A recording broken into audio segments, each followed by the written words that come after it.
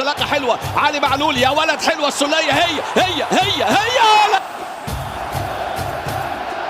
بيرسي تاو فاتي ضغط اهلاوي المرمى الخالي، لكن ضاعت الفوز. سعداء بالحضور الجماهيري. كولر وراسيه الهدف الاول، الهدف الاول اكرم توفيق مره ثانيه، عدى المره دي هجمه من اليمين، المره دي محمد هاني عملها حلوه قوي، هاني ماكيتا يلعب ركنيه خطره جدا، خطيره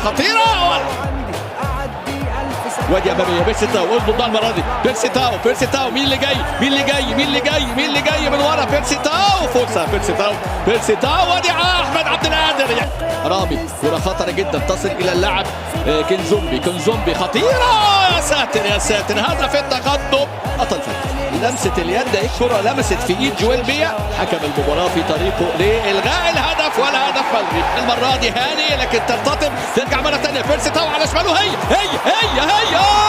الله، وهي جول اهلاوي، جول ادي امامنا اهو على اللاعبين في الوقت المتبقي، عايز يعدي، عدى وسام ولاقى عبد القادر، راح عبد القادر، عدى ولم واحده حلوه لكن ضعيف، وما بين فريق نادي طبعا صن داونز. الله عليك يا وسام، بالنادي وبإدارة النادي وباللاعبين. لا تنسى مارسيل كولر اللي عنده الشخصية، واحد من نجوم اللقاء. هل يكافئ أكرم؟ هو لازم ياخد المكافأة، لازم يروح أكرم بمكافأة. أكرم توفيق يستحق هذا التوفيق الإلهي.